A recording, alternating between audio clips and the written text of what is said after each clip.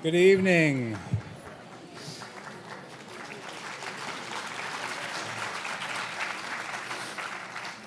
I'm not Tim Gunn. I'm David Ferriero, the Archivist of the United States. Welcome to the William G. McGowan Theater at the National Archives here in Washington, D.C. for a look back at the holidays at the White House. Whether you're here in the theater or watching live through our YouTube channel or on C-SPAN, we're very glad you could be with us tonight to relive White House holiday decorations of past decades and the present day. The President's House is a historic site, a public building and a home, and the annual holiday decorations and special tours touch all of these roles. We've got an impressive roster of guests who will share their insights and expertise, starting with our moderator, Tim Gunn, along with Lyndon Johnson Robb, daughter of President Lyndon Johnson, Genevieve Gorder, host of HGTV's White House Christmas, former White House Chief Usher Gary Walters, and Colleen Christian Burke, author of Christmas with the First Ladies. I also want to extend our thanks to our partner for tonight's program, the White House Historical Association, and its president, Stuart McLaurin, who you will hear from soon. Before we begin, I'd like to tell you about two other programs coming up soon in this theater. On Tuesday, December 16th at noon, we'll show a compelling film, that chronicles the Battle of the Bulge on the 70th anniversary that battle began, that includes newsreel footage and film from German and American archives. And next month, on Wednesday, January 14th at 7 p.m., we'll present Moana with Sound, documentary film pioneer Robert Flaherty's first released the silent film in 1926. His daughter returned to Samoa in 1975 to create a soundtrack for her parents' film. Curator Bruce Posner, who has recently digitally restored the film, will introduce the screening, which is presented in partnership with the National Gallery of Art. To learn more about these and all of our programs, consult our calendar of monthly calendar of events. There are copies in the lobby as well as a sign-up sheet where you can receive it physically or virtually, and you'll also find brochures about other National Archives programs and activities. And another way to get more involved in the National Archives is to become a member of the Foundation for the National Archives.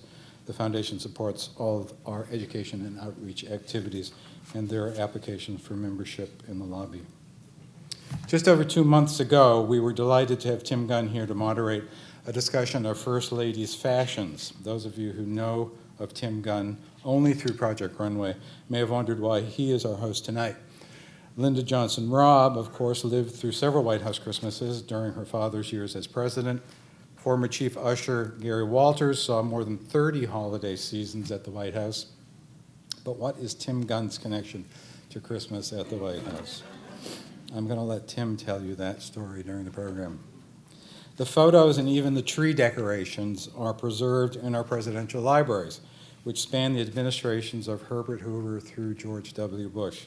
As a special treat tonight, we have a selection of ornaments from the LBJ Library in Austin, Texas, on the stage with us. And at the conclusion of the program, I invite you to come up on the stage and take a look at these real live White House ornaments. The National Archives shares this interest in White House Christmases with our partner for tonight's program, the White House Historical Association. And to get us started, please welcome Stuart McLaurin, President of the Association.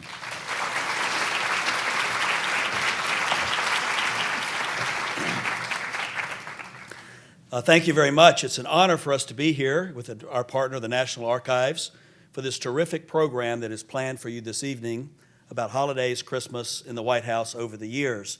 We partner with these programs with the National Archives from time to time, and I've had the privilege and pleasure of working with the archivist in various episodes of our friendship and work over the years, going back almost 20 years, and it's wonderful to have this opportunity to continue this in this format.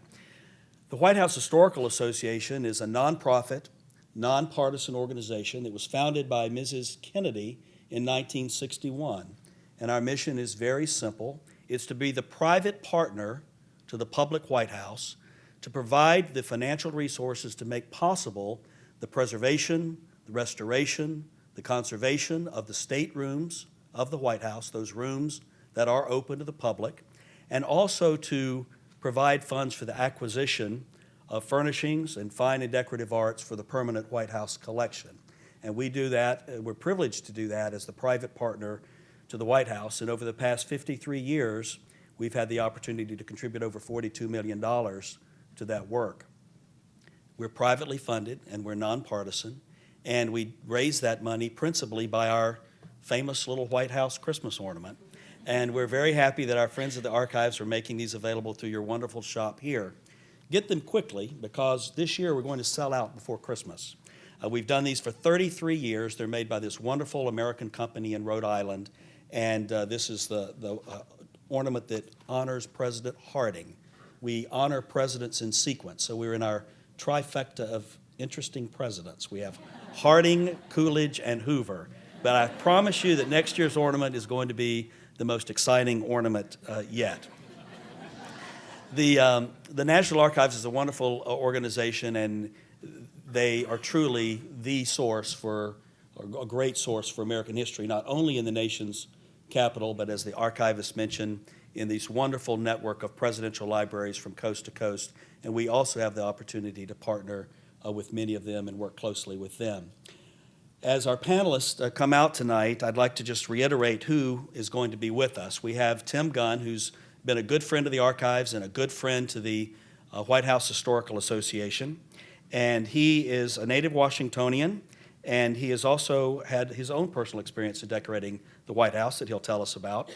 Linda Johnson Robb is the daughter of President and Mrs. Johnson, and Mrs. Johnson was actually in herself an extraordinary contributor to the preservation and restoration of the White House following Mrs. Kennedy. And Mrs. Johnson is due a great deal of credit and respect for her contributions to the White House as First Lady. And I'm interested to hear about the wedding of the Robbs. We have Senator Robb with us here tonight, and it took place in the Christmas season a few years ago. Gary Walters is a great American public servant. Gary served in the White House for 37 years and was the chief usher. And for those of you who don't know, the chief usher in the White House is sort of like the orchestra conductor that makes everything happen and makes everything harmonious, or tries to, that happens in the White House.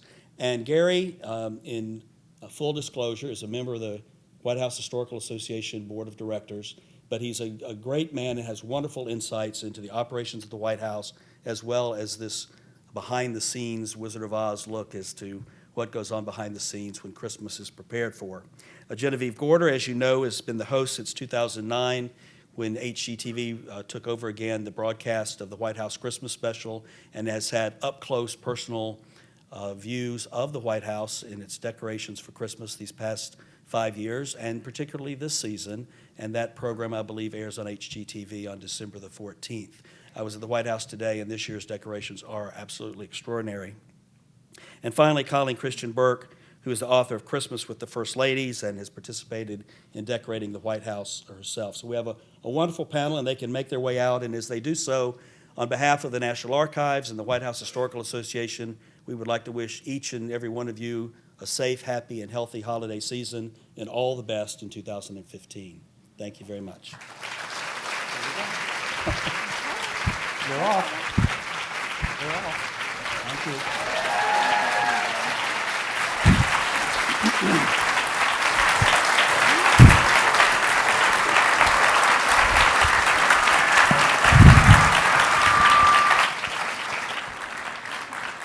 Wow, we have a packed house. Thank you for coming, everyone. How festive and fun is this? Christmas at the White House. It's great to share the holidays with all of you. And I'm sure some of you are wondering, what is Tim Gunn doing here? Well, you'll find out a little later. And it may surprise all of you. We have a lot of visual information for you. We have a lot of historical information for you. We have a preview of things to come. And it's going to be a very exciting night. So welcome. And we should get going with, well, we have our first slide, which is quite spectacular looking. And the White House looks fabulous, does it not? Yes. And this could not happen with, how many volunteers are there? Depending on the year. This year I think it was like 106. Yeah, we had 100. Yeah, we had a little over 100 this year. A lot of Christmas elves. But I feel like there have been years where there are almost 300, and they come from all over. It was swarming volunteers. It's usually a think about 100. It's a beehive. Yeah. I mean, Gary, in your experience as chief usher, do you have to conduct the volunteers as well? Well, I was very fortunate to have a young woman that worked for me for a number of years. Her name was Nancy Clark. She was both right brain and left brain. She could put together computers from scratch, and she could be this incredible designer. And she was the one that kind of orchestrated getting the volunteers together in association with the First Ladies through the years and the First Ladies' staffs. There's normally about 100 to 150 people, depending on the circumstances each year. And they come from various walks of life. Most of them have some affiliation, one form or the other, with florists or florist delivery or study, school. And it's a wonderful group of people. They're dedicated. What's not known is in addition to the 3 days that it takes to decorate the White House. It happens in 3 days? 3 days, usually over a weekend. Good heavens. It closes down on Friday, and it usually happens on Saturday, Sunday, and Monday, with the first event being Monday evening. But So there's a those real volunteers, deadline. I'm sorry? There's a real deadline. It is, People are but coming those to visit. volunteers come for a week to 10 days in advance and work at a remote site that's a National Park Service site where all the decorations are held until they're needed. And they work for that period of time putting the decorations together. And they're labeled, and when they come into the White House from the trucks, you've seen them on HGTV, I'm sure, they're labeled, marked, where they go, and it's an anthill for a while. It is like a military event. I mean, it is so organized. You wish your house ran like this.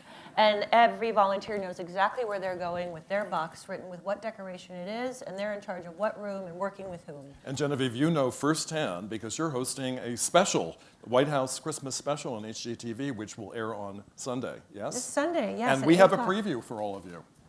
Yeah. You want to set it up for us? Mind you, it's being cut as we speak because we just filmed this just the day finished it, after. yeah. Colleen and I just met there this year, the day after Thanksgiving. So it is probably the quickest edited show. So what we're going to see, I just caught a glimpse prior to you getting here. It's very fragmented. Consider it like top secret. Yes, And top really secret. cool and not bitmappy and weird, okay? Okay. All right, let's see the clip.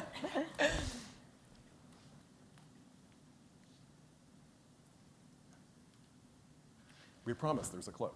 Here it comes. We're staring this way because we have a monitor. That's a Thank you theatrical for saying pause. that. I didn't realize that we were all looking at it. It's very, very top secret. Yeah. Are we going to see Maybe it? it's So we're just going to Well, we are weave going to the turn. frosted garland up the evergreen garland. Little pine cones here and there, and that's it. And then we're gonna hang some bows and some bells. It's never it, is what I'm learning. You think it's done, There's and then always there's one more. 10 more layers. Yeah. That's one bit. Here's another. It's been on my bucket list of things first to wonder. time? First time. Isn't it so awesome? It's wonderful. Two. So you could never use blue that much, but it's really pretty. This particular shade, which is a vintage blue Well, that it is just reflects. timeless. It just Yeah. reflects the really elegant things, you know. And I think that might be it, right? No? No, One there's more. One more. There you are. Girls, hi. Hi. How many icicles have we hung? Well, there's 3,200 total. This is epic. There's no color, and this thing is like stealing the show in the grand foyer. Okay, I hope I got you excited. Wait. What's the plan of attack? Do we start from the bottom and go up or top down? Top down. Top down Still being is cut. the overall plan in a nutshell. Berries. It is all about berries in the green room. Love how That was- serious All it right. is. I promise the show actually connects together. I don't know how we got that feed, but just consider it cool. All right. So the show's about the process. It really is. I Primarily. think most of the country is unaware that this is something that they can volunteer to do. And I can't tell you, I've been doing it for 6 years now, and every year I go, the volunteers all approach me saying, this is how we found out that we could do this, was watching the show. Oh, great. So I'm glad that we could be a part of bringing everyone into the party and celebrating this beautiful event that happens every year. And it is quite stunning. That's how I found out about And it. Colleen, you were chosen to be the 2014 design partner. Yes, so for the- I first went, Nancy Clark was nice enough to bring me in 2008. And then I kind of got hooked on the First Ladies. I wanted to know what all their styles were. And I ended up writing a book about it, Christmas with the First Ladies, not very original. It's to but- the point. To the point. I just wanted you guys to know what it was about. And the amazing thing was that Mrs. Obama invited me back, and then this year they asked me to be the design partner. So And what it does was that, really what does that thrilling. involve? It sounds I like a got heavy to keep- responsibility. Yeah, it was. I got to keep the secret longer. So I started working in March on the decorations and got to hear what the First Lady's initial ideas were going to be, and I got to see the process really inside, and it was just amazing. And the outcome, as we all know, is just really beautiful. And in fact, I see one of the gals who was on my team, Susan, sitting in the audience, an amazing volunteer. Oh, so I remember you. There she was in the clip. I think you were in the clip. She was in the clip. But we had a great time, and so this year's theme is a children's winter wonderland, and just to see all of the elements come together and how many layers, like Genevieve mentioned, and just all the thought and the process that goes into it from the First Lady down is amazing.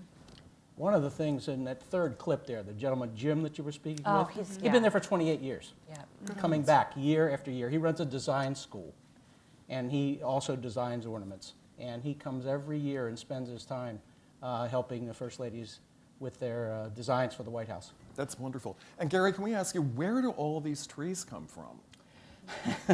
The trees are purchased from across the country. We found a gentleman up in Pennsylvania who had a tree farm. The National Christmas Tree Growers Association holds a biannual meeting, and it was actually at that meeting that they choose both this year's winner and the next year's winner. Oh. And they are, by the Christmas Tree Growers Association, given the honor of presenting the Blue Room tree to the White House. This started back in the Johnson administration, the association with the National Christmas Tree Association. They also provide a tree at their giving desire for the first family for their own personal tree up on the second floor of the residence.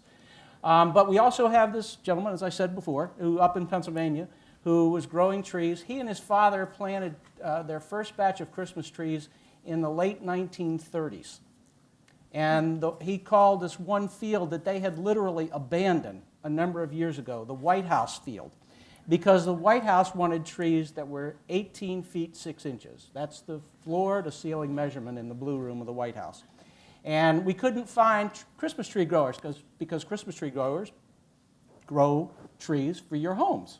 Right. And how many people have 18-foot ceilings? And here There aren't we many. see this. And Yes. so, That's it right there. so it has to be tied off. The top whorl of the tree is tied off on the chandelier support so that the tree won't fall over. And the bottom has a very substantial standing that holds it in place and also allows us to water the tree. The tree's not cut until very late in the season, usually in late November, and allows it to come to the White House and being very fresh. How do you water it? With a very long hose. I'm serious. It's a garden hose that's about 8 foot long. The gardener at the White House, his name was Irv Williams, been there for 50 years, devised the system that the hose, he had a tank that they held up in the air, and this very long hose that allowed it to go into a container that contained about 15 to 20 gallons of water. And Irv's mantra as far as preserving the Christmas tree was don't put any additives in the water, a little Clorox Yes. to keep the germs down, and extremely hot water Oh. because that keeps the capillaries of the tree open and allows So it to take interesting. up the water. Right. So now you all know how to preserve Well, your tree. use this at Because the home. White House tree goes up the first week of December and stays up to New Year's. And there are sometimes as many as 3,000 ornaments on the tree. And they have to support that weight. And as I'm sure others can testify, quite frequently the limbs are held together by wires Zip from ties. limb to limb to limb, all the way to the top. If you have that hole in your tree, I just learned that this year. It was so genius. They just zip tie the lower branch to the upper branch, and all the trees are perfect. You can do this. Yeah.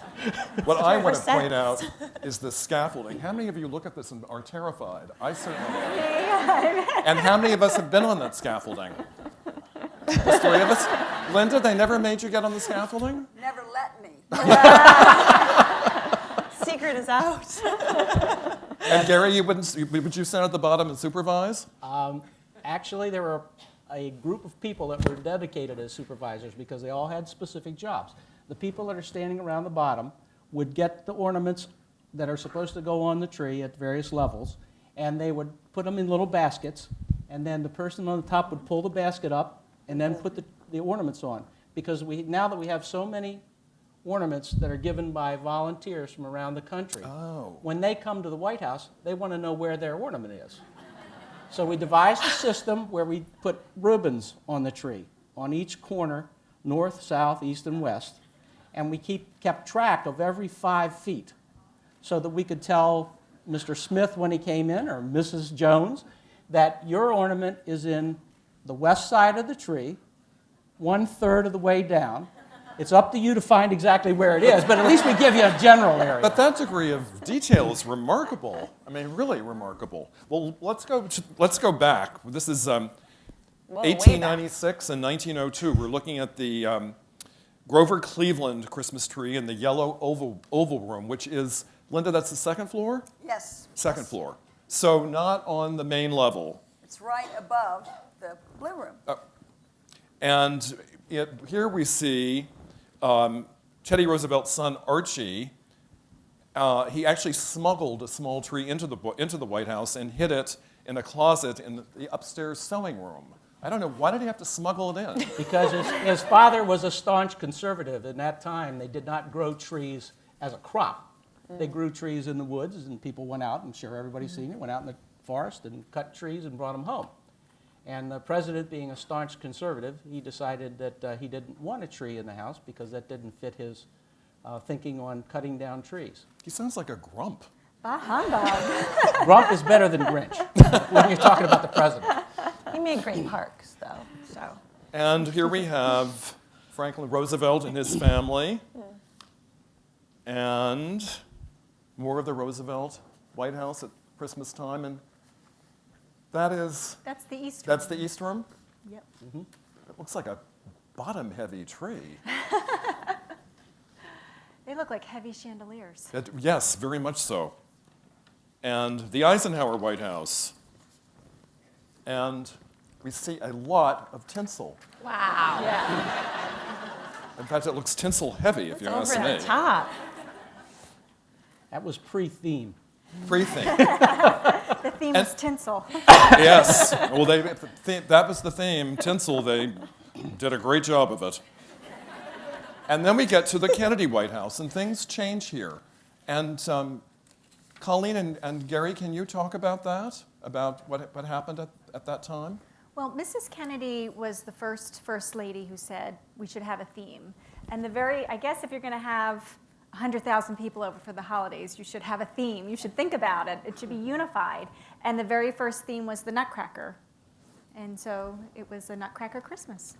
And I believe that's crepe paper on the tree. Looks like I've looked at crepe it and looked at it and looked at it. It was supposed to be ribbon, but I think they ran out of ribbon and they used the crepe paper. Well, it's more affordable.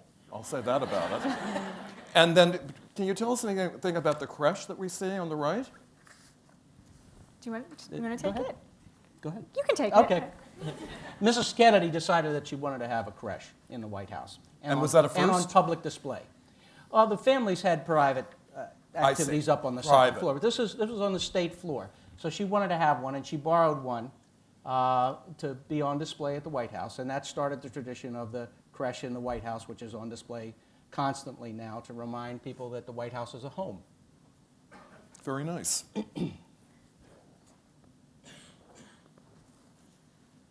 And more of the Nutcracker ornaments. Well, and Caroline, you have to note Yes. how precious she looks in that picture. And the Nutcracker legacy was picked up again by the Bushes in 1990. though those I ornaments on think the those right. are a little scary. I'm just I saying. think they're horrifying. They don't have eyes. Actually, I'll tell you something. We ran through the slides earlier, and the incredibly deft and skillful individual who pulled these images said she was being kind. This is actually a nice picture compared to the way some of the other ornaments looked, that they really were rather terrifying. And Gary, you were there. Actually, what it was is we bought the faces. What? They are just faces. Yes. Well, They were that's blank scary too. they are blank porcelain faces, and the decorators, the White House florists, and people from around the country that came in actually put the different dolls together, and they wanted to paint the mustaches to replicate European soldiers at the time, and they were throughout the house. These were on the tree in the blue room. But on each one of the vignettes, or we had a vignette on each one of the tables and the mantelpieces throughout the house that replicated the Nutcracker, different scenes from the Nutcracker. But those were all built specifically, all the dolls were built at the White House by the florists. And there were 6 people in the flower shop. I don't know whether that makes it better or worse. And then in 1996, President and Mrs. Clinton bring back the Nutcracker theme again. And the amazing thing there was Chelsea was dancing in the Nutcracker Oh. the year that they chose that as a theme. Well, this looks more cheerful, I'm happy to say. Evolved. And now, Linda, this is your territory. Here we are. Oh, absolutely. Well, first you have to recognize that we didn't decorate the house until December 22nd, because, of course, for a month you mourn the president. And so all over the White House we had all this black crepe, crepe over the mirrors, crepe over everything.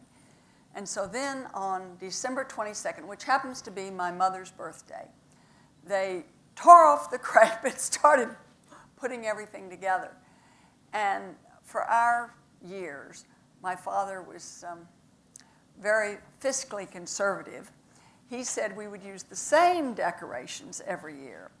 And so they were like your home might be. They were old-time things that everybody could have, popcorn and cranberries. After the first year, we learned that cranberries should not be on a living tree. What happens? They can't take 30 days or whatever it is of being mushy and dry anyway. So after that, we had to have fake cranberries or fake berries. But we had popcorn on string, and that's, well, I have to turn around here and look We're at wondering who strung all of that. Did you participate, Linda? No, I did not participate. 50 years ago is so long ago that I don't remember that. But if you got the archives bulletin, you will see that little baby, Lucinda, stand up. There she is. Lucinda was almost 2 months old when this, Oh, when actually, this we picture was have, taken. I'm going to fast forward. We have Oh, you have it Lucinda. another time? Let's fast forward. Oh, well. No, you can go. Well, There we go. Oh, there. Well, there We'll she embarrass is. you more. But you can see the a little more. This one has her Lucinda's first cousin, Lucy's son, and then one of my first cousin's children who came to be with us. But we really didn't spend every Christmas at the White House. The only Christmas we really spent there was our last Christmas. Now, every year we would have two particular special parties. One of them was for the embassy children, and they would come in costume, or I shouldn't say costume, come in what they wore in their country, and for us it would look like costumes. And then we would have a party for, I don't know if they were orphan children, but they were particular home, and the children would come and we would set up little bitty tables, and they would all have Christmas soda or whatever. So that was very special, and that's what the second picture is there. And I'm actually in the picture with Daddy, but you can't see me because I'm only half of me. I'm wearing that pink outfit. But you can see the children loving the tree, and that was very special. And you had cookies that were within reach. We had, yes, these were all ornaments. Well, these are the ornaments, some of the ornaments over here. I don't know if any of you can see them, but you can come up afterwards and take a closer look. They were very simple, and they were ones that we could have on our tree, and that was our theme: is to everybody's Christmas. And well, I'm going to read you a little piece that in December 22nd of '68, my father wrote this note to my mother. To Claudia Alta Taylor Johnson, that was her whole name. My dearest, upon your return to the White House, arrangements will be made to pay for the Christmas tree decorations, so you will own them and enjoy them again in the years ahead. And then he goes on to say, here is another birthday present I've been told you would enjoy, with all my love. And Daddy, his next to last year, now can we go back to the wedding? This is the most important Actually, part. that's forward. Forward, okay. We'll get to it in just a minute. Here we are. Chuck and I were married. Chuck, stand up, please.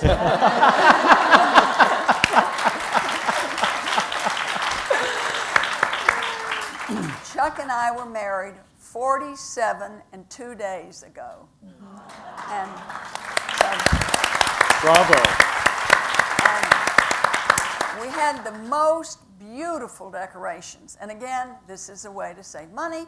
You just recycle them. You do them for the wedding, and then you just keep on doing it.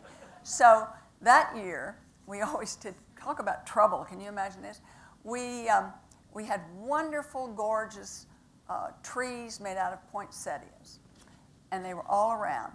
And then we got married on the 9th, and immediately, the next day, now we can start on Christmas, on the 10th of December.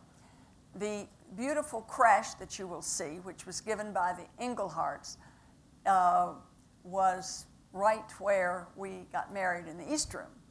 And so it didn't get to go up until we got out. But you will see a picture of that. Yes, here's part of it. It's Neapolitan creche.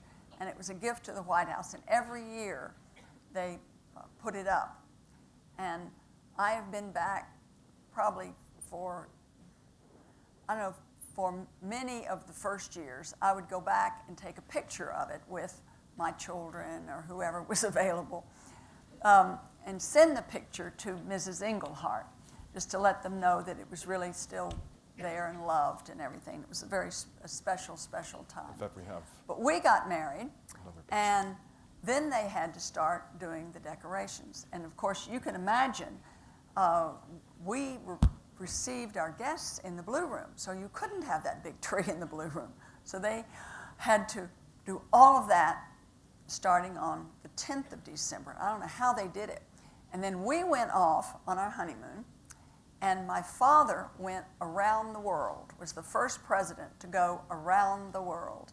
And he took off and went to the funeral of the Prime Minister of Australia, went around to Vietnam to see our troops, flew in to the Vatican City to see the Pope. I mean, he did the full world, and then came back on Christmas Eve. And that was really wonderful. And we came back from the honeymoon so we could all be together for that Christmas. And that's when you see these pictures of Lucinda and me. And it was wonderful. And then all of us sitting upstairs on in the family quarters. And I think that's right. Yeah, here we go. And was that your family Christmas picture that you guys would take every year? Well, we always did have to do a family horror show picture. You know, we all trying to gather. I don't know about y'all, but it is one of the least fun things that we do every year. To try to get everybody together, everybody smiling, and the two Lindens both being, smiling. We have a 2-month-old baby. We have a dog that is very active. So trying to get everybody, but that is upstairs in the family quarters, and that's the tree there, which was wonderful. And Lucinda insisted that I bring this. We're eager to So see I it. will. Yes. You notice Linda Bird on it, everybody.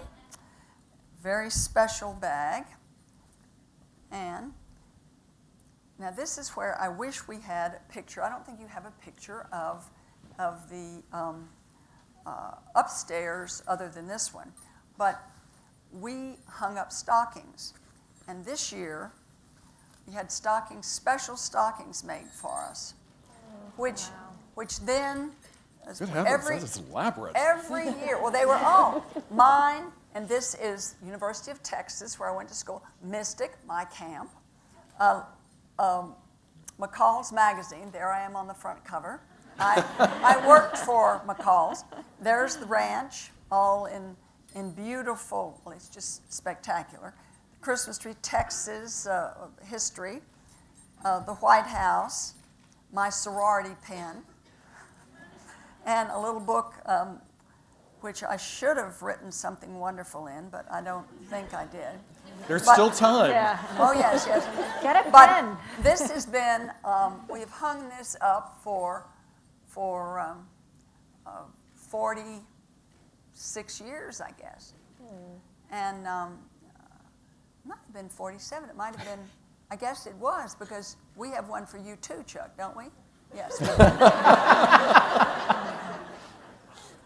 Or it could have been 68. It shows you, when you get to my age, what is a year or two? But anyway, we had one. Oh, it had to be 68 because we have one for Lucinda, of course. Where is yours, Lucinda? But, so we have them hanging up, and then after they hung at the LBJ Ranch after we left Washington. And they hung up, and everything was just gorgeous and beautiful and wonderful. And we added grandchildren, so that meant the mother had to go make a new stocking, and none of them, of course, were going to be as elegant as this because the lady had unfortunately died, was not available to make new stockings. Actually, Linda, this may have killed her. Probably. Well, I wouldn't want to tell you everything. On Chuck's, he has a marine, a beautiful, wonderful marine, all in jewels and sequins and stuff. Every one is different. Daddy's was fantastic. Mother's was great. And then when Mother died, we couldn't go back to the ranch and hang our stockings up anymore. Each family decided to take their stockings back. So I hung these up a week ago or so and just took it off the mantelpiece to bring it here tonight because Lucinda told me to do it. Talk about something special. Genevieve, does the craftsperson in you approve? I'm just taken away with this. This is so beautiful. It's not too much.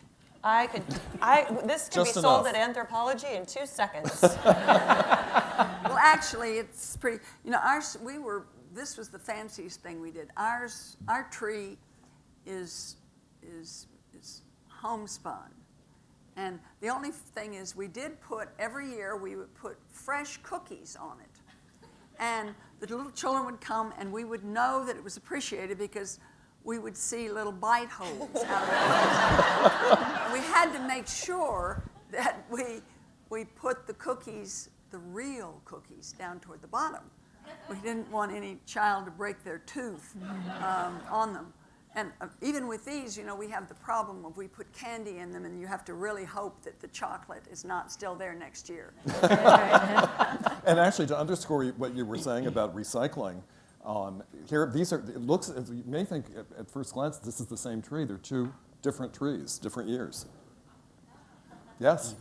And you see that even today, I think especially with the Obama administration, everything is repurposed and reused. You'll see some sparkle on an ornament that was a different color last year, which is nice because Yes. there is so many ornaments. It's nice that they keep reusing it. Well, when I talk about my experience, it was a different time. Oh, Linda, we all want to know, what is that under the tree? Yes. What do you, do you want any speculation out here? It looks like one of those Afghan dogs. I can tell. That is You know? Yeah. What? what? They were white painted twigs. Oh. It is Thank you, Gary. I thought it was. Well, It the was, Gary- it was meant to replicate snow under the tree. I see. If I could add just one Yes, quick no, we thing. want you to. About when it was Senator and Mrs. Robb's, I think it was the 30th or the 31st wedding anniversary, I received a call from Mrs. Robb, and she said, do you think it would be possible for Chuck and I to come down to the White House? I know it's awfully busy at Christmas time, but it is our anniversary. As it turned out, on that specific date, the events for that evening were over at 7 o'clock. Oh. And I knew that everybody would be gone at about 8 or 8:30. So I made arrangements for the Senator and Mrs. Robb to come to the White House, unbeknownst to anybody other than the Secret Service. And the butlers and I placed a bottle of champagne in the East Room for them so that they could have a little bit of lovely. private time in the room where they were married. And it was, I think it was a very moving occasion. And it also points out what the White House really is. It's a home. And people flow through, but they're always have a tie to the White House, and we try and represent that. And it's something that we feel very strongly about. The White House is the president's home. Well, that's lovely. Thank It was a you. wonderful thing, and we were so, it made us feel so good. And we're still together, 47 years.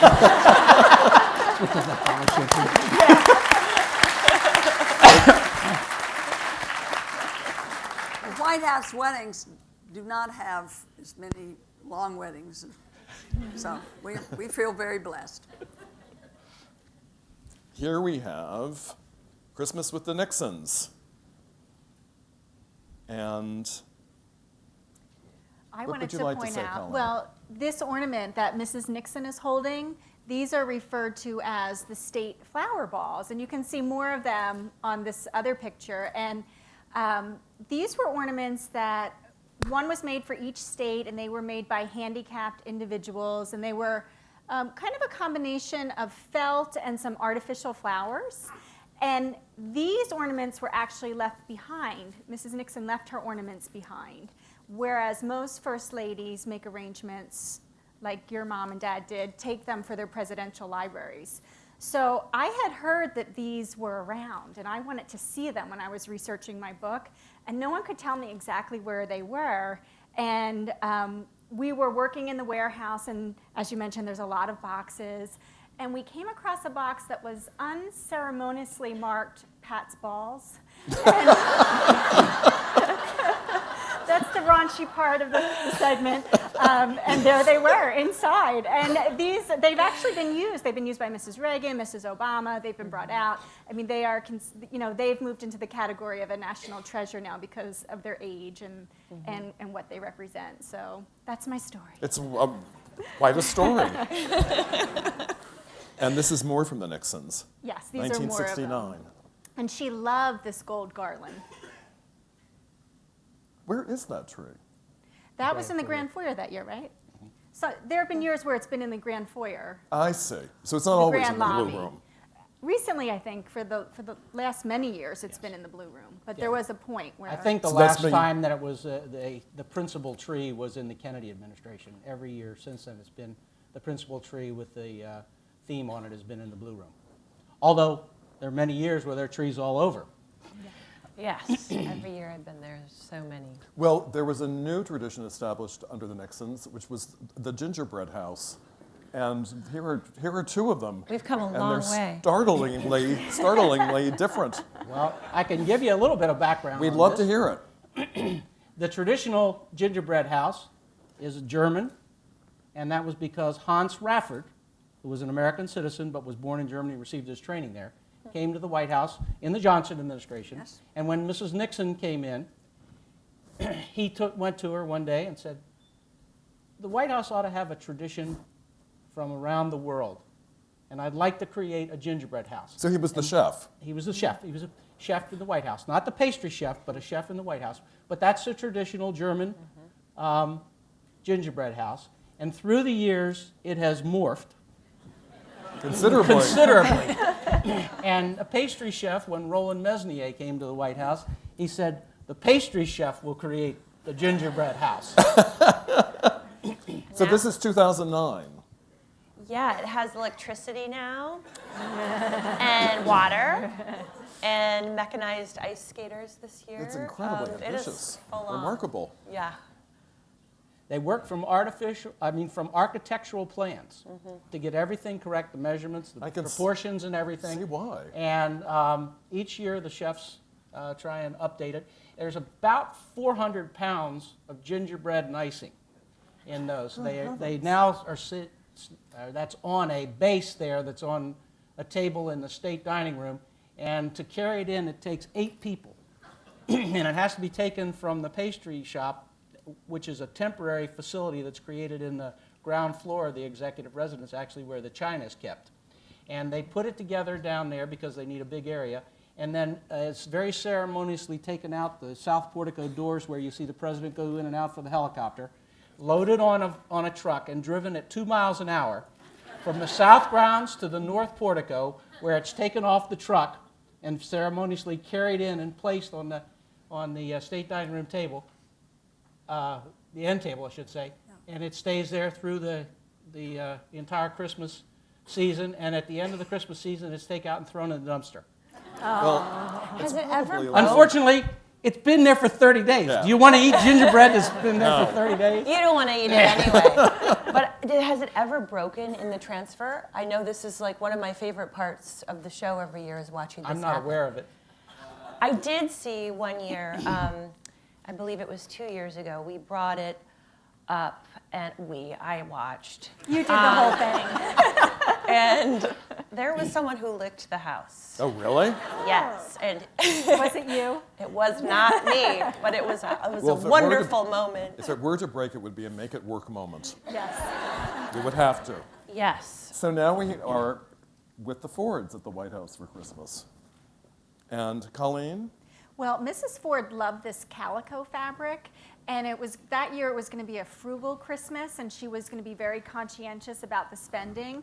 And it turned out that fabric was quite costly, and she ended up spending, not just on the fabric, but the whole shebang was $1,600, which was For the whole tree? no, for all the decorations that year, $1,600, all right. and the press were merciless with her because that was more than the previous 3 administrations had spent. So it kind of backfired on her. Can you imagine? 16. It seems like it sounds nothing remarkably today. little. Remarkably How many little. trees did they decorate? Just that one, or? Well, they had this one, but I believe they just had some smaller trees. They were like smaller tabletop trees, and they used some greens in the hallways, but nothing like we see today. And Mrs. Ford also liked to wrap her packages with fabric. That was something unusual that she did. And this is more of the Ford White House? Yep, and we All see right. some more calico. There's that fabric. She really loved it. Well, I understood that she brought in a rather masterful quilter Yes. to work on these decorations. Yes. And I mean, this was the style. I mean, one of the reasons that I loved researching this topic was just this glimpse back in time of how things have changed and just how charming that was and kind of understated and maybe something we would not repeat. I'm not certain. Well, it's a matter of taste. Well, once again, looking back in the historical context, that at the time President Ford took office, there was what they referred to at that time was runaway inflation, which was about 6%. And President Ford and his staff came up with the idea of the Whip Inflation Now program. And they were trying to be as frugal as possible. And so a lot of the ornaments were natural material. Though this looks quite grand. This is the State Floor Cross Hall. That was the following year. Yes, 1974. And that's boxwoods that were cut up the branches were cut up and put in the niches. And those Angels. the angels are with the trumpets. I think there were 12 of them entirely on the state floor. They're beautiful. And there was a bit of a problem with the angels. There were supposed to be more, and they in transit to the White House they were broken, so they scaled them back. Well, now I bring you to me. This is 1979, and I was teaching at the Corcoran School of Art, now the Corcoran College of Art and Design, actually now part of George Washington University. And we were called 2 weeks in advance, so we were given a lot of notice and told that we were making ornaments for and decorating the White House Christmas tree in the Blue Room. And we were all hugely excited. In fact, the woman standing next to Mrs. Carter was my boss, Rona Slade. She was chair of the Fine Arts Department. She was there making certain everything was all right. Mrs. Carter established the theme. I learned tonight that she established the theme. For some reason, I thought we established it. It was folk art, American folk art. So we decided upon roughly 12 templates because we needed to create a lot of ornaments. And we did a lot of research into American folk art, and we had a Santa's workshop going. And we were cutting balsa wood and painting, and Every ornament you guys made? every one we made by hand. This was no sleep for 2 weeks. And we did the installation. And to give you an idea of the sense of scale, that's how big the ornaments are. So they're not diminutive, they're not small. And actually, I made that Noah's Ark.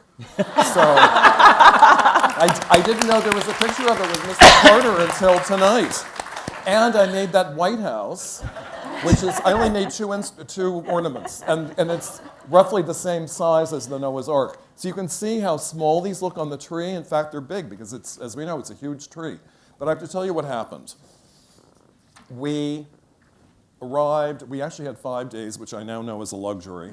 We're up on the teetering scaffolding, and because we made these ornaments to look antique, they were all subdued hues and they were distressed. Once they got on the tree, they disappeared. It was like a weird camouflage. It was horrifying.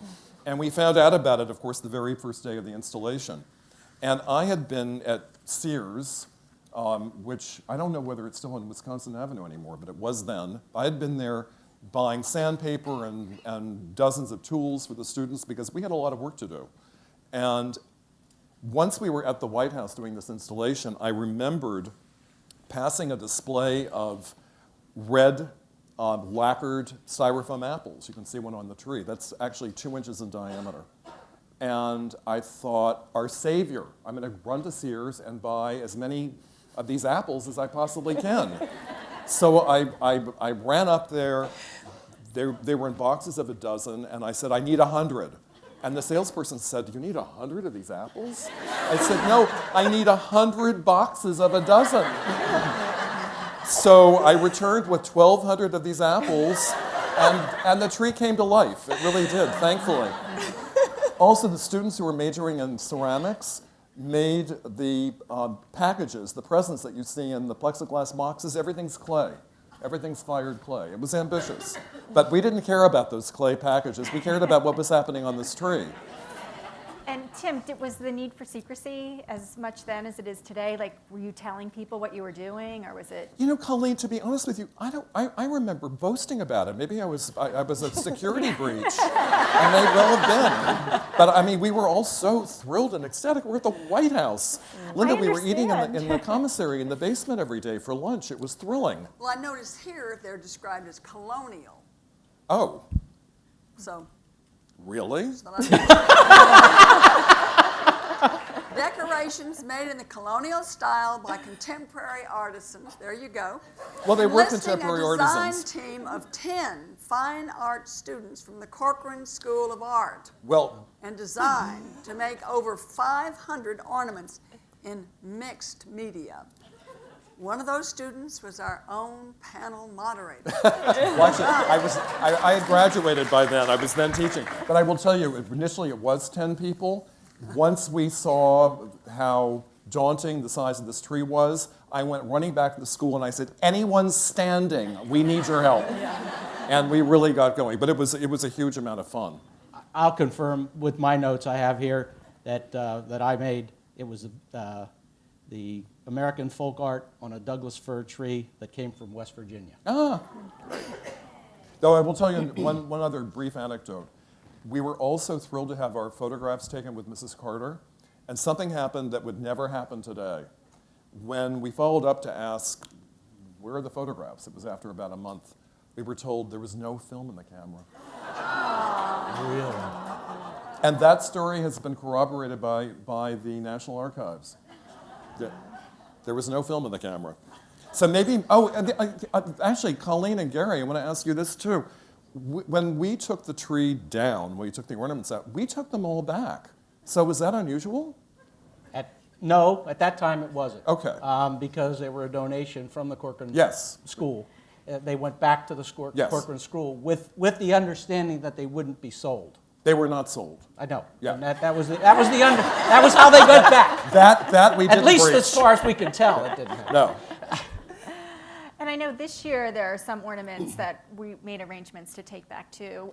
One of the ornaments that we have in the East Room this year is we took books that were going to be thrown away and we have them open on the tree with paper pop-up art coming out of it. Oh. And we just knew they would be crushed in transit. So going back to the warehouse, so we made arrangements that we're going to take those and return them to the artist who worked on them. So case by case, it's yeah, I think so. In more considered. recent years, all the ornaments have become property of the White House because the government paid for them. Oh, I see. And they become property of the White House and remain such until the National Archives, the wonderful people here at the National Archives, take possession of them. We've had some discussions over the years because some of the natural things that have been on the trees after they've been in boxes for a couple of years until the end of administration, like cookies and things. The National Archives isn't too interested in getting those kind of things in with the rest of the archival material. So there have been some good discussions over the years, but all of the ornaments now go to the National Archives. Wait a minute. I'm not to see Tim. this. Best wishes to Tim Gunn. Is this a surprise? Mrs. Carter was very disappointed she wasn't able to join us tonight. She has fond memories of her time with you. I'm going to burst into tears. Oh,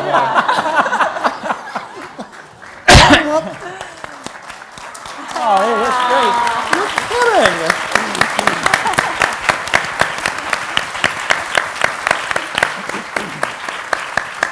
Thank you. You're welcome. I'm verklempt. This is the loveliest thing ever. And thank you for solving the problem. We have been tearing the place apart looking for the ornaments. That is so lovely. Thank you. I don't know what to do with it now. I'm putting it next to Linda's stocking. Right next to my stocking. Hey. Well, what an incredible surprise. How did you sneak that in? I went through the slides earlier. Huh? 2 sets of slides. You all are sneaky. Well, I'm deeply, deeply touched. I'm really thrilled and honored. Thank you. All right. We are moving ahead. Whoops, we're going backwards. See, I am verklempt. It really isn't. Let's relive this all over again. Now, I have a question. Who was holding Mrs. Reagan's legs in this photograph? Oh, scary!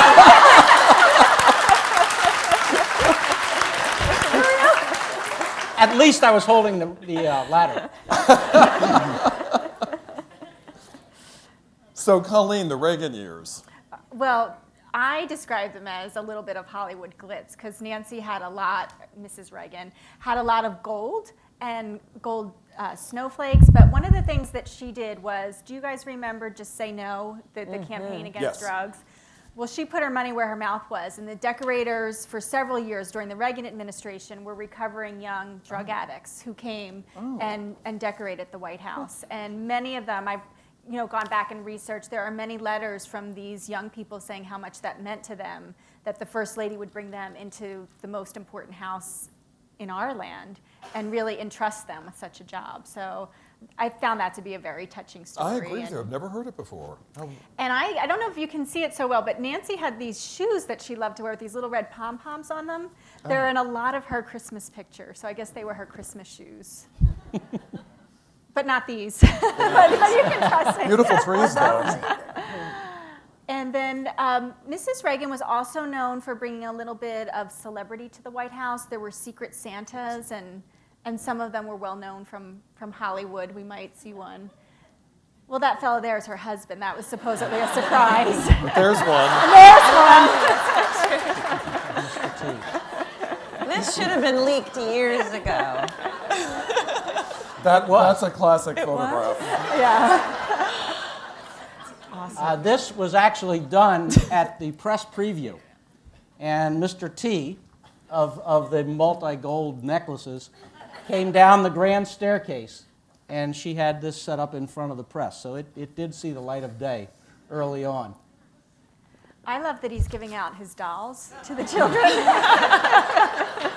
I mean, if this were today, I would say this didn't happen. It was photoshopped. But we weren't as sophisticated then. It really happened. Remarkable. I would have failed this multiple choice test, or true or false test.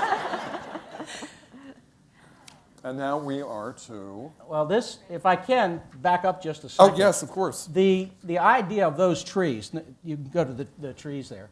The idea of those trees started in the third year of the Reagan administration. The trees with the snow. The flocked tree. Oh. That it there. was, yeah. On the right. It was an idea, the designer that was Mrs. Reagan's designer was named Ted Graber from California. And the second year of the administration, we flocked the trees with baby's breath put in amongst the branches of the trees. And Mrs. Reagan said, let's do lots of trees. So we had 27 trees. 27? Yeah. One in each corner of the East Room, one on either side of the creche, in the cross hall, in the grand foyer. And then Nancy Clark, the chief floral designer, went to New York on a shopping spree to try and get some decorations, and red apples, I think, was on her list. And she ran across a place called Studio 56 in New York.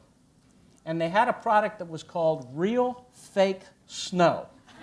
And what it was white paraffin that had been run through a machine, and it was very filmy and thin. And we got this product, and we tried it on a very small tabletop tree, and I think we did it in the summer. It was kind of crazy. But we did it in the summer. And Ted Graber, we were putting little handfuls on the tree. And he said, no, that's not the way snow falls. And he walked over and grabbed the box of snow and turned it upside down on the tree. And that's the way it looked like it was natural. So what we did was we put the scaffoldings up, and we go to the top of the tree and take boxes of this real fake snow and just literally throw it up in the air and let it fall down on the tree. And it gave this wonderful look, as you can see. It does. But yes. in the grand foyer, when the tourists came up from the ground floor and came up the stairs to the state floor, and they made a left-hand turn and went into the grand foyer, these trees, multiple stacks of trees, and you could visibly see them shiver as they walked in, because it seemed like it was so cold, because they looked real. And the kids used to, at the parties, the kids used to love to run and slide up under the trees, and like they were in the snowdrifts. Did this become a tradition? Well, different first ladies have used it, and the next slide that you went to with the bushes. Oh, yes. Mrs. Bush said, I've gone through 6 years of snow at the White House, and I don't want it to stop. Oh. She said it's a wonderful tradition that Nancy started, and that's why the snow, and you can see here in the foyer on the right-hand side, as you all are looking at it, how it looks like it's been in a snowstorm. It's very beautiful. So here we are with the bushes. What are we looking at on the right? Well, Mrs. Bush favored literacy, so they actually hung books on the trees. They were some of the ornaments, and they were part of the tabletop decor as well. I mean, you're always looking for big things to put on. I mean, you were looking for apples, but other people are looking for big stuff to put on the tree to take up a lot of space, and books serve that purpose. And these, I think, were all literary characters one year. Yes. This was another year, and I don't know how many of you are familiar with Annabelle dolls. They're collectibles out of Pennsylvania. We went, once again, Nancy Clark went up and met with the people at Annabelle Doll Company, and we bought the basic structures of these ornaments and animals, and then they brought them back and hand painted them in the florist shop and created all the animals' cape and clothing for the dolls, and that went on the trees and also on the mantels throughout the house. Well, they're much merrier and much more cheerful than those Nutcracker They became better faces. artists. Yes. Oh. Good. We have more needlepoint. Really, yeah. This one blows me away. Well, I think this was the year of the needlepoint, where all the blue room ornaments were done by needlepoint. Which is And sounds like also- some sort of torture treatment. Exactly. If And you ask me. also they did a whole needlepoint village, like a train village under one of the trees. And I interviewed one of the people who worked on these, and she said, we were panic-stricken that we weren't going to get these finished because they were so time-intensive, just and gonna they needed say. so many of them. They May did. I ask a question about the needlepoint? Why? Well, you know, Mrs. Barbara Bush loved to needlepoint. It was one of her pastimes, I Well, believe, and she let wanted her. to share. Well, I'll let you take that up with her. You will get a very ardent person. She did her needlepoint, and when she picked it up, when the president was the ambassador to China. She needed an activity while she was flying back and forth to China. Well, And she took picked a up good one. needlepoint, and it actually, when she started doing the needlepoint, her church got together and did a needlepoint creche that they presented to she and the president when they were at the vice president's residence. So they'd have a creche in their home at the vice president's residence. And when she came to the White House, she brought that, and she decided that why not do a needlepoint, because there's the Needlepoint Guild all over the country. And that was a continuation of an effort that's going on today, and that's an outreach across the country to use different groups. And I've gotten in more trouble than I can tell you when a new First Lady comes into the White House, and after trying to go through the campaign, go through the thank yous parties after the inaugural, and then the chief usher comes up to the First Lady 2 weeks later and says, okay, we need to start thinking about Christmas. And all the First Ladies have said, I haven't even picked a staff yet. Yeah. He's asking me to think about Christmas. But she picked that up very quickly as to do something. How many of these needlepoint ornaments were there? There were hundreds, I think. Over 600. Good And some of heavens. them were, like the house here, were done on three-dimensional. not on canvas, but they're done on the plastic mesh. And that's how they got the houses to stand together. In fact, my daughter ended up doing Millie's doghouse, which ended up as part of the decorations. But they were on the mantelpieces once again, storybook characters. It was an amazing Christmas. You'd have liked the needlepoint, Tim. It pains me because I know how labor intensive it is, and it makes the folk art tree seem like a walk in the park. I told you had a lot of time. Yeah, despite the fact that we only had 2 weeks. One last thing, I believe that Millie ornament, the First Lady actually made herself. Oh, really? Of the dog, yeah. So she participated. She made ornaments as well that year. As well as she should. And now we have Mrs. Clinton. We have Is this Mrs. her first Clinton. tree? This is 1995. The theme was "Twas the Night Before Christmas."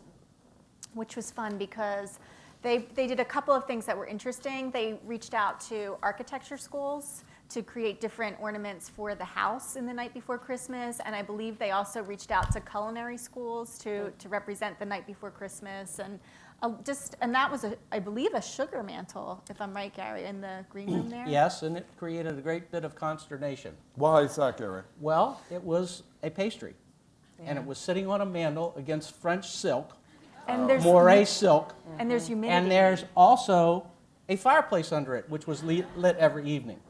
So I believe her name was Colette.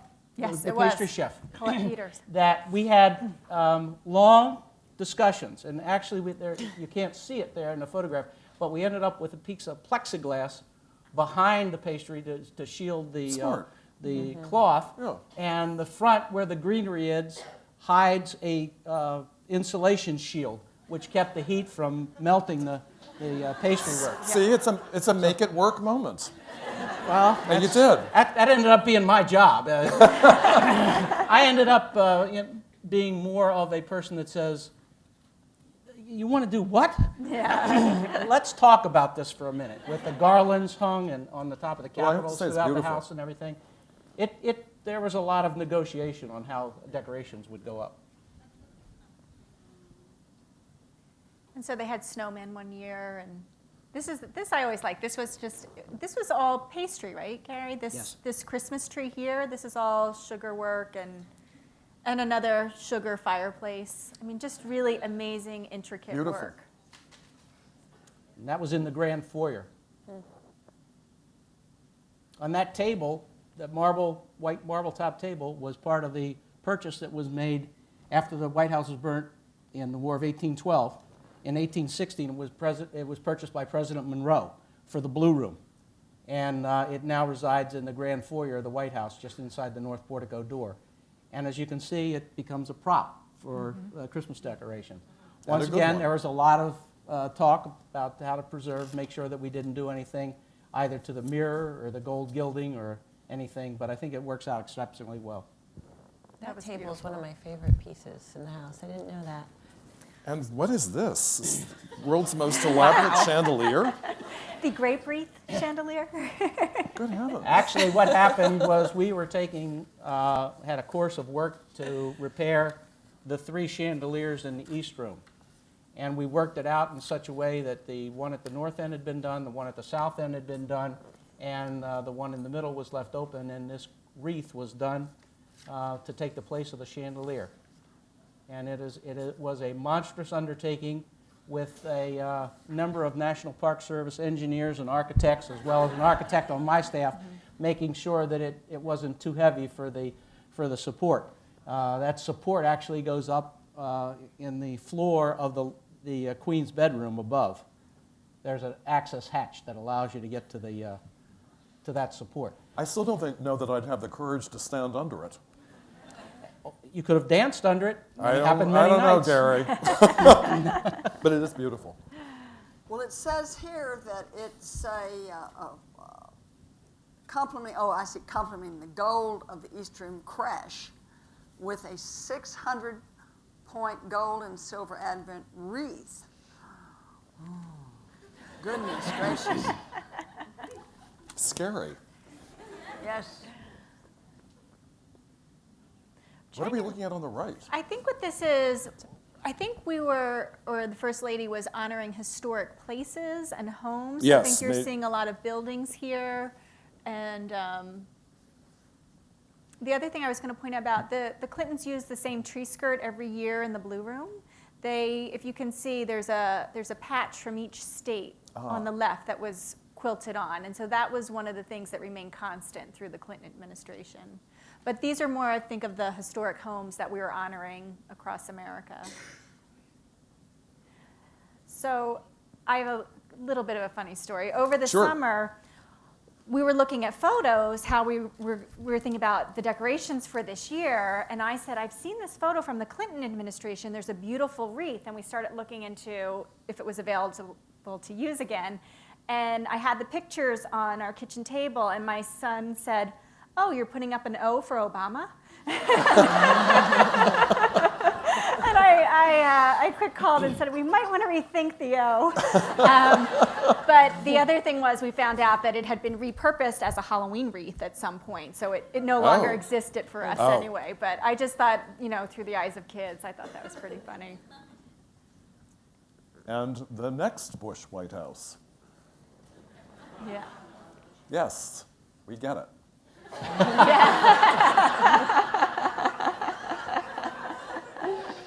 On Mount Vernon. So I think this year was Home for the Holidays might have been the theme, and they recreated all of the presidential homes in miniature dollhouse forms. And I've seen these in the warehouse. They still exist, and they're really quite lovely. They're wonderful. They invited me to come and see the one of the Texas White House. And they had the beagle dogs Was it? It was. It was accurate. Well, no, wait a minute, Lucida, that's. Well, the That's bingo it. dogs are not there, and we never decorated like that. Designer's license. And of course, we never had those kind of We, trees. once again, the chief floral designer went to the National Park Service and went to all the sites and got the architectural drawings. And the White House Carpenter's Shop created each and every one of these homes to Beautiful. scale.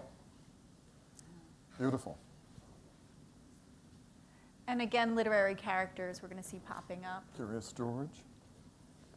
Alice in Wonderland. Yes, Tweedledum and Tweedledee. Oh, great.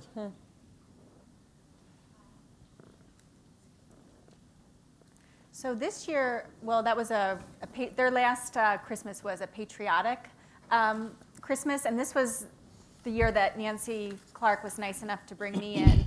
And the funny thing is we were creating this snow again, and so we were given this instruction to make it look like a beautiful snowy scene. So we worked very hard, and the First Lady, Mrs. Bush, would often walk through, and we got notes, and the notes were, oh dear, there's too much snow. And we thought, okay, we can regroup, and we start taking the snow away, and they say, oh dear, now there's too little snow.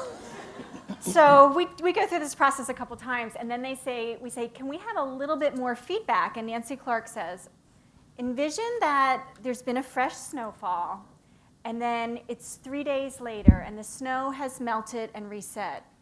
And I said, all right, I'm from Jersey, and you do not want snow the third day after it's on the ground. No, you want a That fresh was the only snowfall. time I spoke up. The rest of the time I behaved, but we finally got it right. But the point was that the First Lady really had a vision, and she knew what it was, and we were really there just to make it happen, to make it work for her. And when we finally got the finished product, it really was beautiful, and it was worth all the give and take. Was cleanup just the worst with that stuff?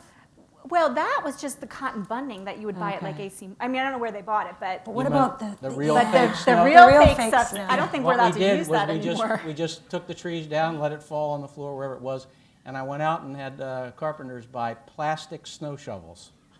Okay. And that's how we got it up off the marble floors. That's smart. And now we're to the present day, the Obama White House. One of the things that Mrs. Obama always does is the first holiday activity of the season is with children of military personnel who are serving in active service, and in that way she honors them.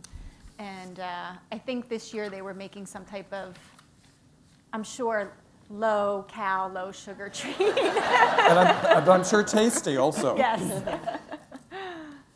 And that's the state dining room. These were, that Hawaii ball that you saw, they were supposedly underneath is a very unattractive gold plastic ball that was recycled, and they decoupaged over them.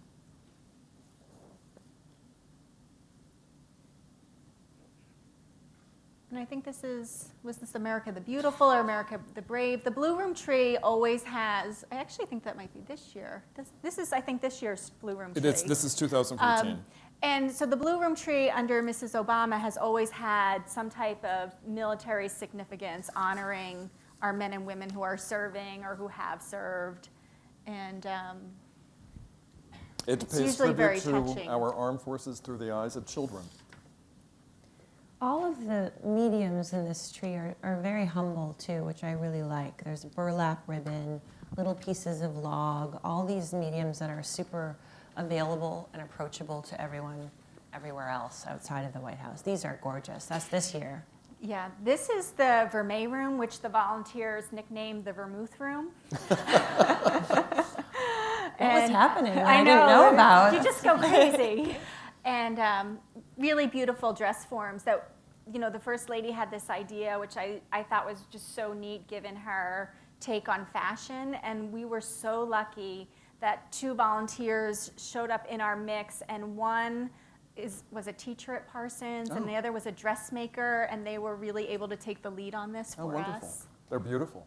The one on the left has a fabric undergarment. It's like a hoop skirt, and it kept getting weighted down by all of the boughs, because you need a lot of evergreen to cover those skirts. Absolutely. They So they had to probably needed bolt, wire instead of cloth.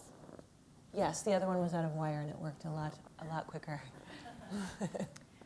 I think the ornament on the left was the White House held an ornament contest this year to make a 3D ornament, and I believe this was the winner, or one of the winners on the left. A lot of blues this year throughout the White House, which I thought was a very non-traditional Christmas color that just looked gorgeous with the traditional reds and greens. It's kind of that antique gray blue. It is beautiful. It's gorgeous. And I can tell a secret. If you go back to the picture, you know what I'm going to tell. You tell it then. No, you go ahead. What's your secret? Yeah. Well, so Jim Marvin, who we mentioned earlier, who often has come back for many, many years, and he did the stateroom this year. You may see that the volunteers hung a J and an M on the tree in honor of him. Right there, yep, yes. the J and the M for very Jim nice. Marvin. Did you think I was going to tell a different secret? Yeah. Yes. Yeah, I'm not telling that. That one I'm not telling. Well, there's a number of things that go on, and like I said, of putting decorations up and how they go up. And like the garland over top of the fireplace in the state dining room, it has to be supported, and the mantles in there dates back from the early years of the White House, and there's not a whole lot of support, so it has to be very closely engineered. And this year there was a small failure, and the garland came crashing down, and luckily no damage occurred to the portrait of President Lincoln. But it's one of those things that happens, just like in your home. If you have a cat and it runs up the tree and the dog chases it, over goes the tree. And we have the delivery of the tree. This looks like quite a production. Once again, this process of delivering the tree to the White House that started in the Johnson administration with the National Christmas Tree Association. This is the way the tree is delivered. It actually comes from different parts of the country. I had an opportunity to go to Washington and Oregon and Wisconsin and North Carolina and just about every state in the Union where the Christmas trees came from. And they get transported sometimes by National Guard, sometimes they come by private truck. It's all done, a donation from the Christmas Tree Growers Association. And when it gets to the Pennsylvania Avenue gate, it's offloaded from the trucks and placed on this wagon, and then the horse-drawn carriage brings it up to the North Portico. And I think this year Mrs. Obama commented about how big the tree was and it was going to be difficult to get in. And you have a story about that. No, I'm going to let you tell it. I think they had to take the North Portico doors off their hinges. Isn't that Yeah, correct? there was tree trouble. There was some tree trouble. Not the first time that's happened. In fact, back about 25 years ago, we got a tree that we literally could not get in the doors. Did you we cut ended it? up taking the doors on the South Portico down and used a crane to crane it up through the South Portico over the railing and brought it in the south side because it was 7 inches wider, the door at the south side than at the north. And that's on your shoulders, right? If the tree doesn't fit, you take yeah. you take the blame. Yeah, actually, But a 7-inch difference. The limbs are malleable, are they not? it depends on the temperature. Okay. When they wrap the tree, because once they're wrapped, and you can see the heavy ropes that are on the tree to pull it tight. See. And if it's too brought co- in if wrapped. it's too cold, yeah. Okay. If it's too cold when it's transported, if they pull it too tightly, all the limbs snapped, and I can't say that hasn't occurred Zip ties. in past years. Yeah. And we had to go out and get another tree at the last second. What's the story of the cranberry tree? Well, I think Mrs. Ford started the cranberry tree, and it's a colonial decoration, colonial topiary, and for many, many years it was done just like this, and 2 little old ladies would painstakingly dip their pin in Elmer's glue and then put it onto the styrofoam form. And I believe the story is they always made 2. One would stay in refrigeration and one would be out, and then halfway through the season they'd swap them. And then Mrs. Obama has reinterpreted this. Her first year in office, there was a cranberry mantle instead of this tree. I love Yeah, that. this was the reinterpretation. It's beautiful. And they've done a couple of different things. So the cranberry tree has transformed. And you used can pink- hot glue them. Pink I've done that. peppercorns one year too. Yeah. It was really beautiful. For years, Nancy Clark and I had a running argument about that cranberry tree. She wanted to do away with it because it took 2 volunteers over 2 days, 10 hours a day, to make those cranberry trees. Each one was done individually, and about a third of the cranberries that they used didn't hold up when they were trying to put them in. And I said it was a tradition that I personally liked. and therefore we would continue it. And so it wasn't until after I left that Nancy finally found another way to purchase cranberries. And we have the White House Historical Association ornaments.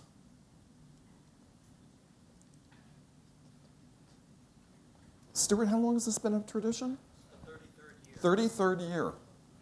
They're incredibly beautiful, and it's a remarkable legacy to have.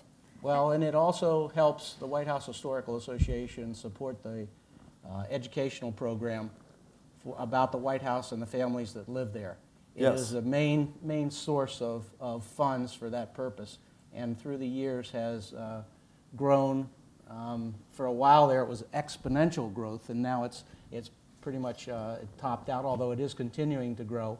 And the ornaments, the people that get the first set, I had neighbors across the street. I gave them the first set, the first 4 years, and they said, if you decide to move away and don't give us the ornament, we'll never talk to you again.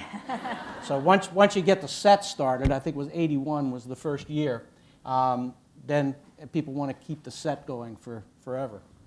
And it's holiday time, so we have Hanukkah in the White House as well. Colleen? And we've also had the Obamas recognize Kwanzaa. So I believe President Nixon may have been the first one to have a menorah in the White House. President Bush was the first one to have it, I guess, in the West Wing. I mean, there's been representation of other religions through the years. And I think a conscious effort in the last couple of years has really been made to include others. Very good. And we have White House pets. Whenever your approval rating goes down, a White House pet is a good thing to have. It is a good thing to have.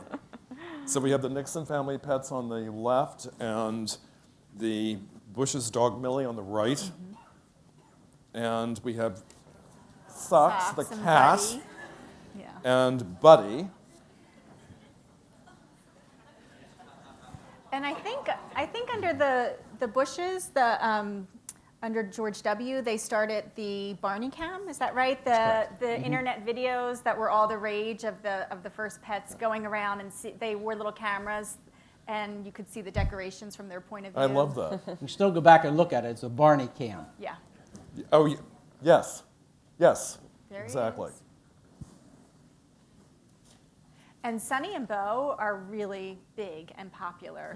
I mean, literally, they're really big. Like this year, I think a mile of ribbon was used on each of the animals, but the children love them. And this was Caroline Kennedy's pony, Macaroni. Oh, here we have Bo. There they are. And behind Bo is a 4-foot statue made out of 40,000 pipe cleaners. Yeah. Maybe they should have made Bo out of cranberries. There would have been fewer pieces. I think this year they're both mechanized, Bo and Sonny. They call Is that them right? Bobots. Yeah. And this is our last slide. And this represents what the White House is all about at Christmas. These military people represent, obviously, our military. They were just at the end of the evening, a long evening, standing in front of the fireplace, enjoying the decorations and the camaraderie that goes along with being at the White House. But all the visitors that come to the White House at some point have a moment like this where they can enjoy the decorations and enjoy what is the White House home. Beautiful. Well, we want to thank all of you. We ran longer than we planned. But we had a lot of information to convey. Thank you all so much. And we're going to open the floor for just a couple of questions, and then we'll let everybody run, if you have any questions. And then afterwards, Colleen is going to be signing her book. Yep. And thank you for that. And it's a treat if you haven't seen it. Well, you can tell from listening to Colleen. There's a lot of content, a lot So of no great questions. information. We covered everything, Tim. Any questions? There's somebody up here who has a question. There's a microphone? Yes. Oh wow. We're, high tech here. Thank you. This is really a lot of fun and great for the Christmas Thank you. spirit. Everybody loves putting up all the ornaments and the decorations, but then you got to take them down. So do all the volunteers come back to help take them down, or is it White House staff who does this, and what's the process? They just shake the tree. That's right. A portion of the volunteers come back to take, they do all this at their own expense. There's no government expense associated with this. The decorators come at their own expense. There are a portion of the decorators that come back, those who are very good workers, because we take the decorations down in less than 1 day. Good. Well, it's easier to take them down than it is to put them up. It is. Certain. Yeah. But each decoration has to come down and be cataloged, just like it was when it went up, when it comes down, so that we can, account because for the everything. National Archives would like us to have some record of what they have. Where they are. Yes. Hi, thank you so much. This is a great program. Do you guys know what happened to the Corcoran ornaments now that the Corcoran is closing and going into GW? I know they all came back with us, and the individuals who made them took them back. And I took great pride in giving away White House Christmas tree, candy-colored styrofoam ornaments for years. For years. Because we paid for everything. So they're floating around eBay somewhere right now. They may very well be. Okay. But I honestly don't know what happened to the Noah's Ark in the White House. I mean, my 2 ornaments, I don't know. So, thank you, Mrs. Carter. I think if they're on eBay, the price just went up. Gary, question for you. My mom was a volunteer at the White House under George W. Bush, and she just always enjoyed when you came and spoke to the volunteers and appreciated all the hard work that they did. But rumor had it you were going to write a book. And where is that book you're going to write for us? It's a good rumor. I just personally have decided that for the time being, and we're a little further away from when I retired, but I had the opportunity and the pleasure to serve some great families, and they were always very nice to me and very kind. And a lot of what I know and the questions that come out are very personal, and I'd prefer to keep them to myself. That's Thank lovely. you. You're special. We thank you. And we have one last question. How does one become a volunteer, and how early in the year do you need to apply for that? Now. I have one other quick question. I saw on the 1999 ornament, I think it was Lincoln, they had hinges on the ornament, and I was wondering if it opened or if that was just... It does. It articulates. It opens up, and I can't remember. Was it Abe Lincoln? Yeah. Thank you. Thank you. Thank you all very much. And please thank Linda and Genevieve and Gary and Colleen. You were wonderful. Thank you. Thank you so much. Thank you. And Colleen, thank you again for agreeing to a book signing. Have a great holiday, everyone. I think we're going to take one group picture and